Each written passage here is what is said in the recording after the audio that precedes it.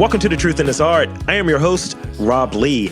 And today I have the privilege of chatting with the executive director of the South Baltimore Gateway Partnership. Please welcome Brad Rogers. Welcome to the podcast. Oh, it is such a pleasure to be here. This is going to be great. I think it's always just kind of wrapping up this interesting week of interviews that I've done and been posting. I'm on like both ends of it. I don't know what day it is anymore. That's just how busy I've been. That's good. So yes, it is. It's good to be busy, especially if it's something that you enjoy and something that is contributing to, I guess, the vibrancy and development of the city of Baltimore. Absolutely. So I want to start off by, for those who are undipped, we've seen like the letters, we've seen, the South Baltimore Gateway Partnership on banners and things of that nature and on websites, but we don't know like really who are the people behind it. So I want to have you go back through and introduce yourself and tell us about your work. Sure. So again, I'm Brad Rogers and I'm the executive director. And the South Baltimore Gateway Partnership is a really interesting organization. And I'm very lucky to get to work there.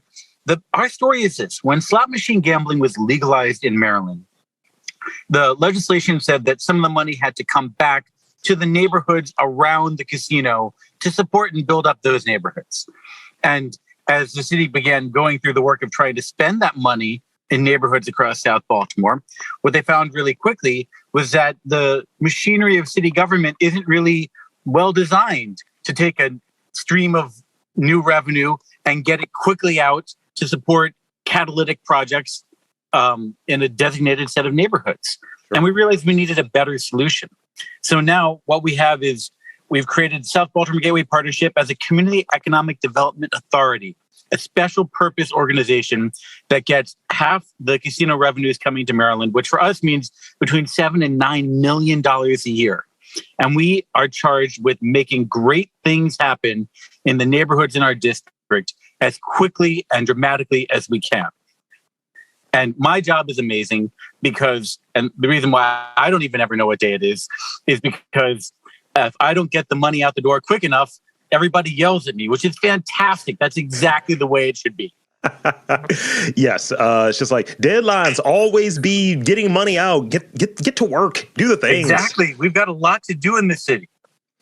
So, and thank you for sharing that. And one of the things that I read within the story component, and I saw that on there very briefly on the website, that one of the things that's important is fulfilling the promise, right? And to have those resources used to improve those communities. So speak on the importance of keeping and following through on promises, especially in your line of work.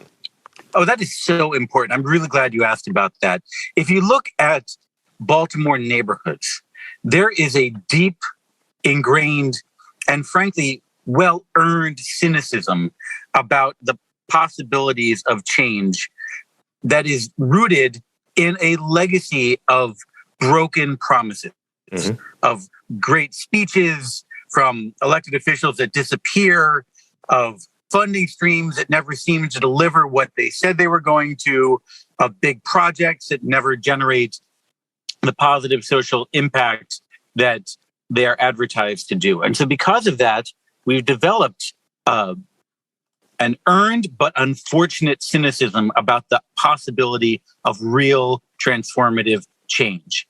And so keeping your promises, achieving what you said you were going to do, being effective, being professional, these things are critical to building the hope and the political will and the chance for communities to really aspire to more and know that that is a realistic thing for them to do. So I feel like just being effective, just being productive is in some ways a radical act in a city like Baltimore, where we've had so many disappointments and false starts and things like that. Yeah, and I think that's one of the things that's often left out of the conversation when people have their usually, mostly ill-informed hot takes about the city. It's not these are things that are baked in, like some of the things that are the soft spot, well, the sore spots, some of the scabs, some of those abrasions within the city. Part of those are baked in due to those like broken promises and these good speeches, but not much follow through. So I thank you for really keying in on that and making that a part of the process of what your work is. It's like we're keeping promises, because ultimately when any entity, whether it's developer, whether it's new leadership, what have you, comes in, that means change. And change is always kind of like, yeah, let's flick a thumb at it. I don't believe in it. And so it's already playing at a deficit. And I find that some leaders, when they're coming in, they want to just identify problems and make changes versus getting granular in it. So tell me about your approach in the realm in which you're working in terms of like trying to install changes. What is that listening tour like? What is that approach like for you? Yeah. So first of all, let me just say that the respect is always earned, particularly if you're a newcomer coming into an established community. Sure. And the way we approach this work is that we want to be partners. We want to be supporters. We want to be enablers, and we want to be force multipliers for the real people who should be really driving the conversation, which is the leadership in the communities we represent.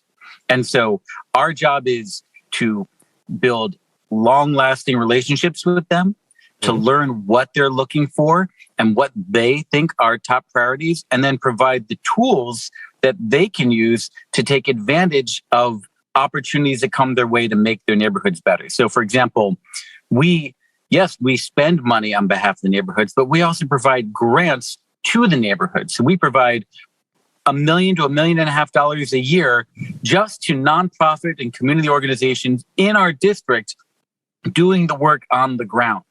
And to know that there are resources available and that they'll be back year after year after year. We have 2 grant cycles every year just to make sure that if you've got a good idea, it's never more than a couple of months before you can ask for the support to make it happen. And that really begins to build trust, because now we're putting our money where our mouth is. The resources are there, not just for an outside consultant to come in and tinker with your neighborhood, but for you as a neighborhood leadership, as the church, as a community association, as a nonprofit, as a youth group, to actually do the projects you've been dreaming about doing. And whether that's $2,000 to have a block party, or whether that's $20,000 to have a community garden, or whether it's $100,000 to build an entire youth program, sure, we have those resources available. And so connecting in the long term, positioning the community leaders to be in the driver's seat with us as the helpers, and serving as a bridge between the people who care and the resources needed to get work done. That's our sweet spot. Love to hear it. So I think the next question, and maybe that kind of works as a segue, but I believe that obviously differences are inevitable, right? Like, we can have there's multiple ways to get to a destination, and I might say this is the best way, and yours might be like, nah, I prefer to fly, whatever. Mm-hmm. So how do you productively disagree? Because I think that's the thing that people don't get. It's like we have the same end goal, but sometimes it's like, I don't know if we should do that. Like, I know that there's this kind of this belief that, from people in culture, people in the art scene, is we have to save ourselves. We're the only one who will really be able to get us out of this, and we can't expect someone to come in with a magic bullet and save us. So tell me about that kind of being able to disagree productively. Right. So from my perspective, the real question always begins with, why is this person disagreeing with me? What is happening here? Right?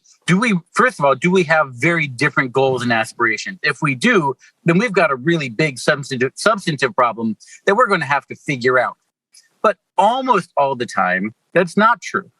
Mm-hmm. And so if we share the same values, if we're trying to get to the same place, if we both want to go out to dinner and we're just talking about whether it's Chinese or Thai, then we're not really having a disagreement. We're having a conversation.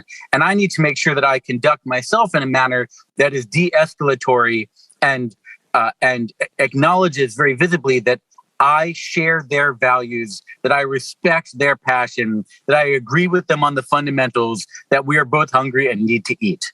And we're just talking about where we're going to sit down and what we're going to order. Yeah.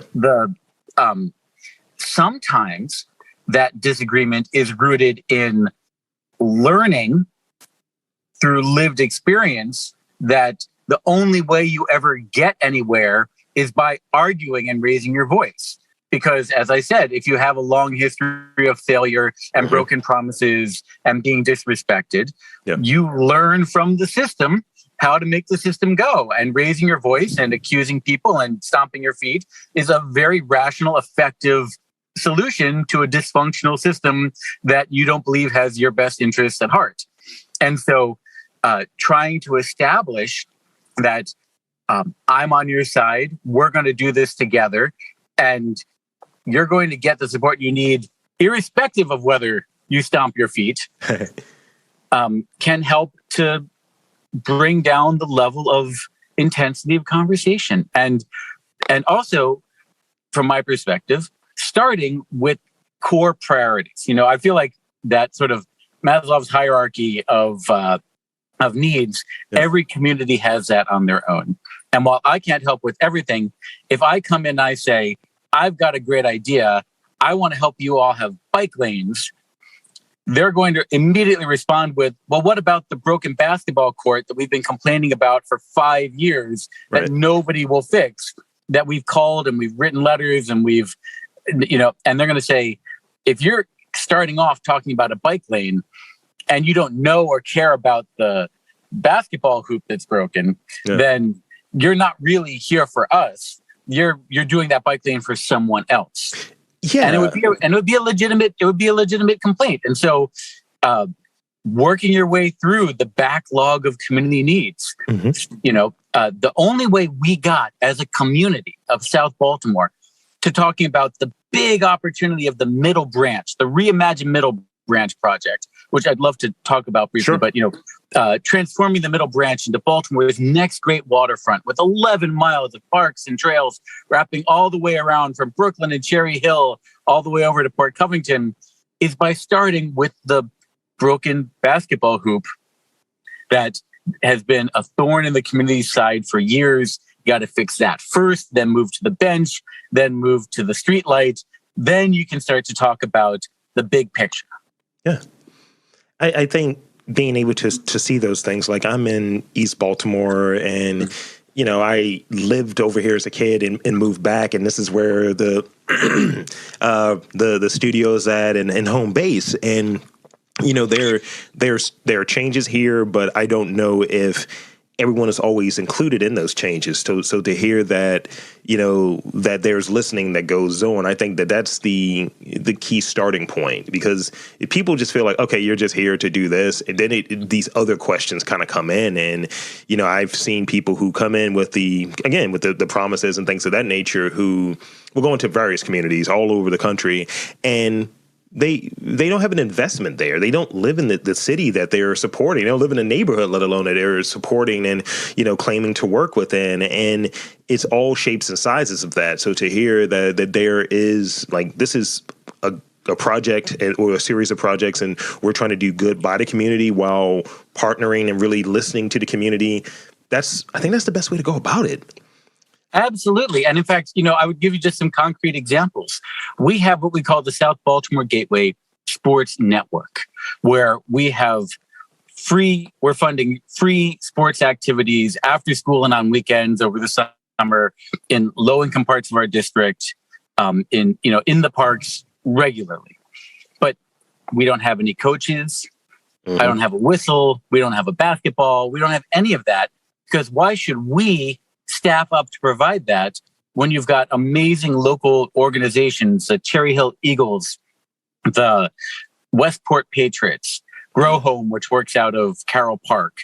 These are nonprofit, grassroots-led efforts often with people who have been doing this work without any financial support or any, external, legitimacy, just doing it out of the goodness of their hearts for years.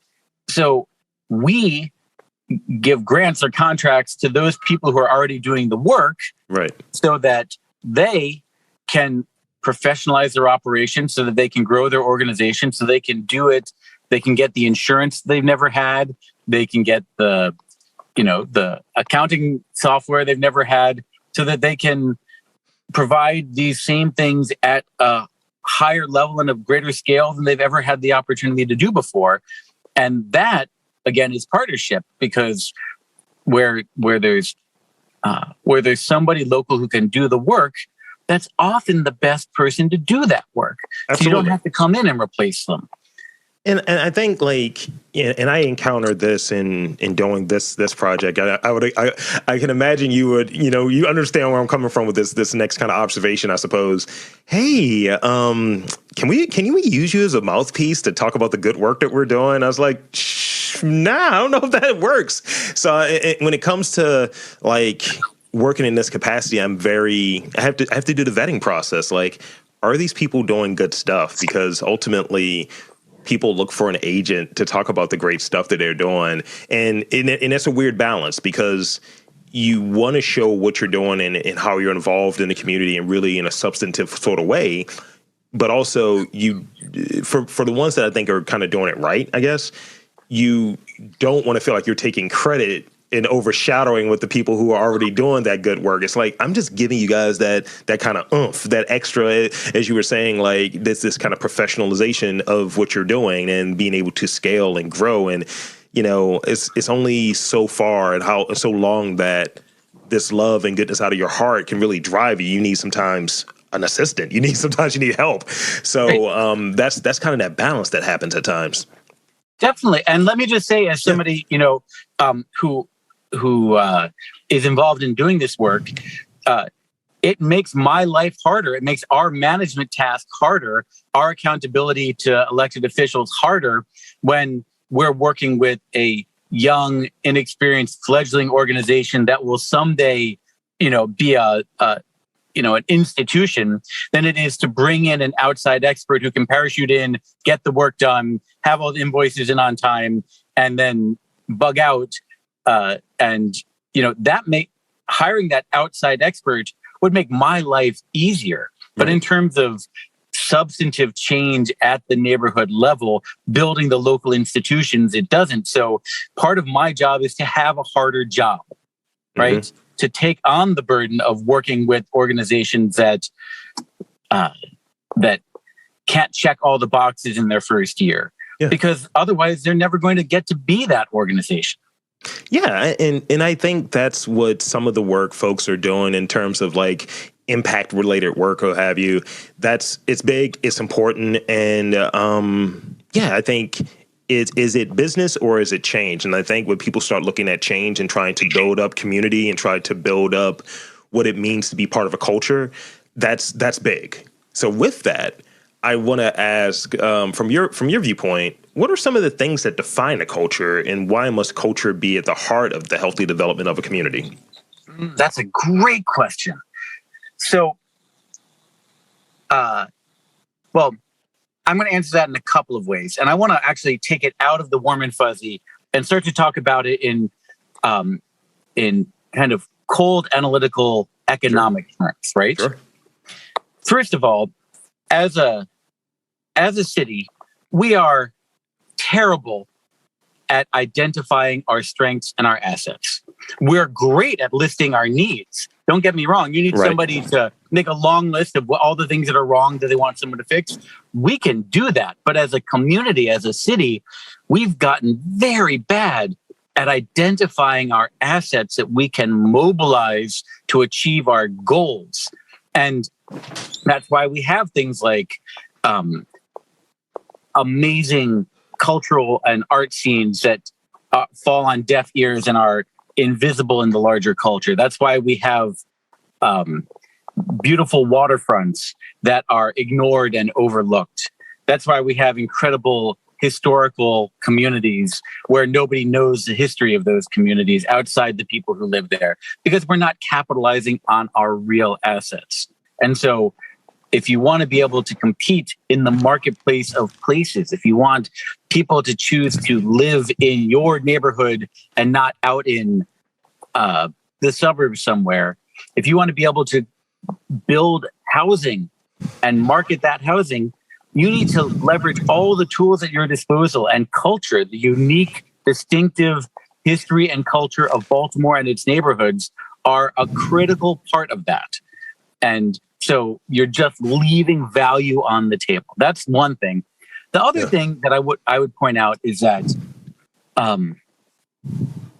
neighborhoods are like any other consumer product, right?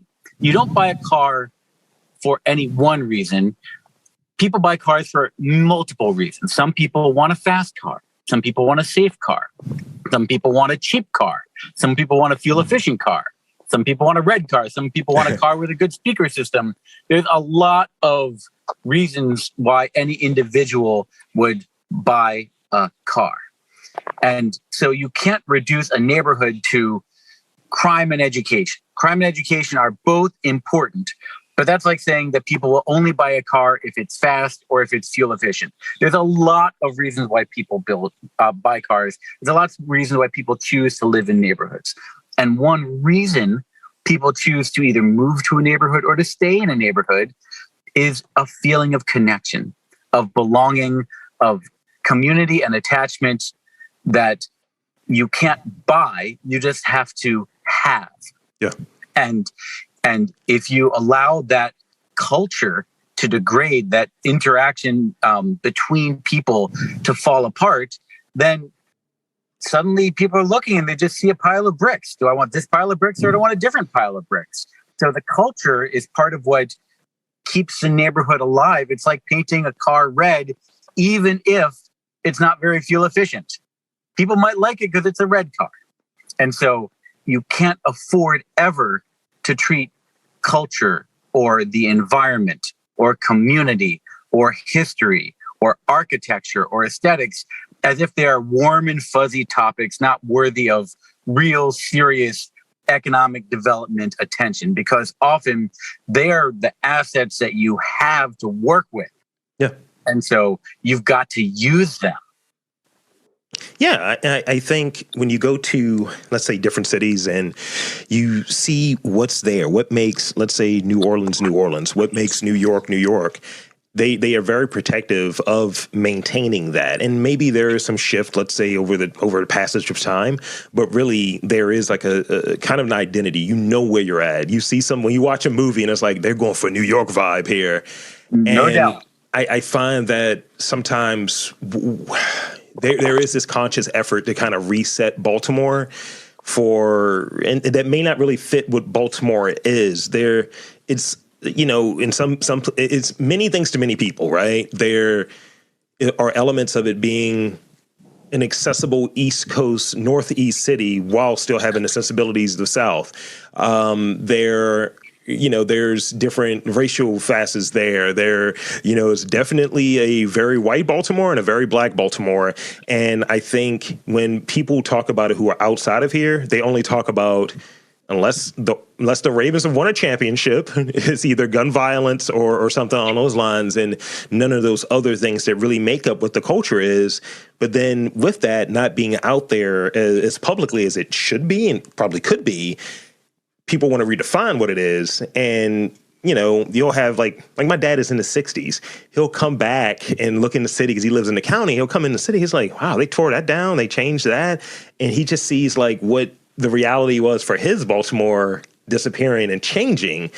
And it's hard to really capture what it is. I always look at Baltimore as its people. And if there's not an investment in the things that they need, then the culture is within the people because it's that shift. So if there's not an investment in the things that they need and they're not included in what that next stage looks like, then you're kind of like selling the culture short.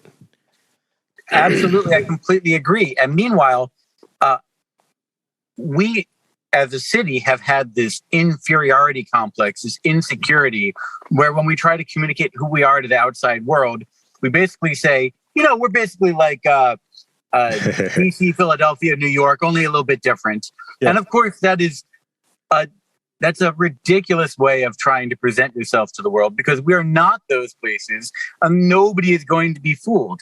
Your analogy to New York and New Orleans are very right. Those are places which you cannot mistake for anywhere else. There's no parallel to either of them.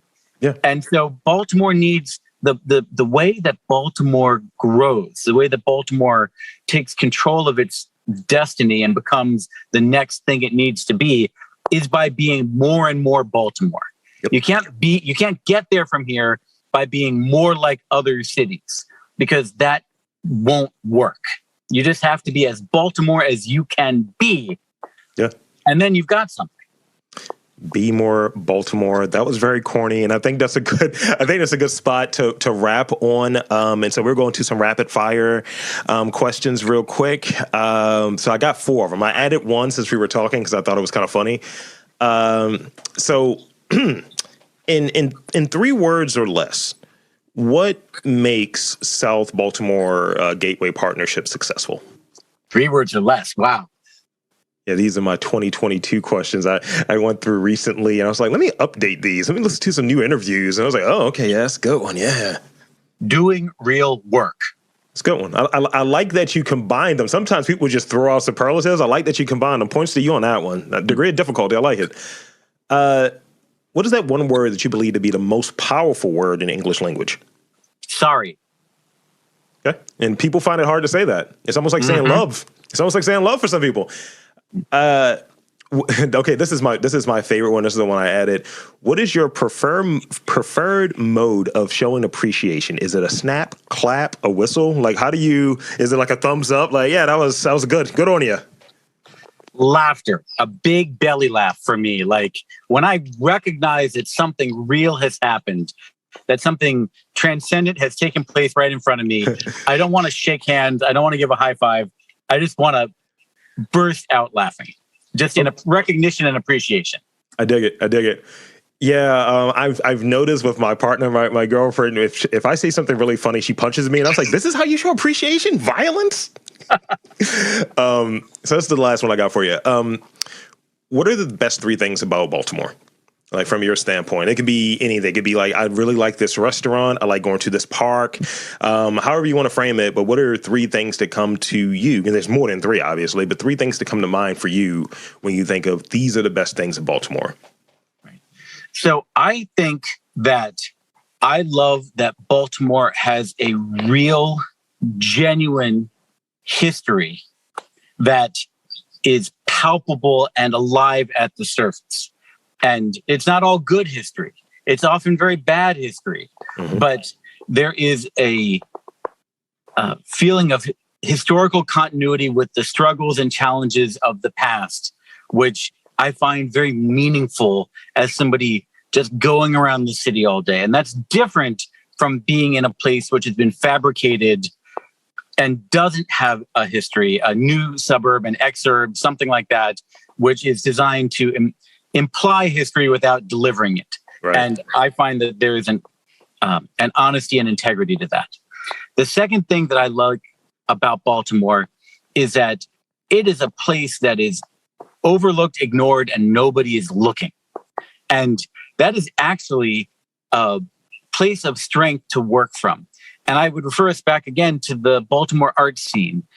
If you look at some of the defining characteristics of the cultural scene in Baltimore, what you'll see is an openness to experimentation, a vulnerability, a degree of interpersonal engagement and risk-taking that you might not get in a place where what you do matters. You're going to get on this blog. So-and-so is going to review your work. That builds an archness and an artifice and a falseness that you don't get when you're just doing it because you want to. Mm-hmm. That leads to a genuineness, and whether that's in the music scene or the performing arts, there's a sincerity at work which I genuinely appreciate. And then the third thing I like is that Baltimore is large enough to be a real city, but is small enough that you can, at a granular level, really get to know all the people that are getting stuff done. And I'm not just talking about a sliver of those people. I'm not just saying everyone from Roland Park feels like they know one another. I mean that the neighborhoods have leaders, and those leaders are visible. The nonprofits have leaders, and those people are engaged. The elected officials are part of the conversation. The bloggers and the journalists and the podcasters are all part of this ecosystem. And you can really get to know the building by building, block by block, person by person, what this thing is that we're talking about. And I love that. That's great. And thank you. Thank you for sharing that. So that is essentially everything that I had for today. But I want to, one, thank you for being on this podcast, and two, encourage you to, if you feel like there's anything that we missed that you really wanted to key in on before we wrap up, here's your chance. And feel free to plug away anything that you want to plug as we wrap up here. Definitely. So first of all, I would just say that if you live in the neighborhoods of South or Southwest Baltimore, meaning from Federal Hill and Riverside over to Pigtown and Carroll Park, down to Westport, Lakeland, Cherry Hill, that whole area, go to our website, learn about the work that we do, find out how we can support you. Get in touch with us and say, hey, I heard about you on this podcast. Let me tell you about what we're trying to make happen. How can you help? So that's the first thing I would put out there. The second thing I would put out is that if you're not from South Baltimore and you're not spending all your time thinking about South Baltimore, pay attention and keep your ears open, because there is a lot happening, and it is happening very, very quickly.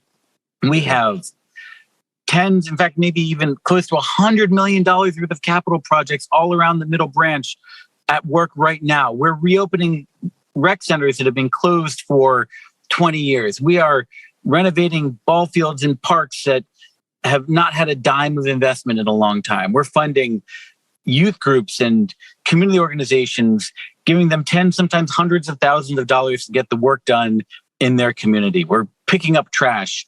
We're restoring the shoreline. A lot is happening. So pay attention, get involved, come take a look. If you want to know more, get in touch with me directly. I'll take you on a driving tour, show you everything we're doing. So there you have it, folks. I want to thank Brad Rogers yet again from the South Baltimore Gateway Partnership for being on this podcast. And I'm Rob Lee, saying that there is development and community in and around Baltimore. You just have to look for it.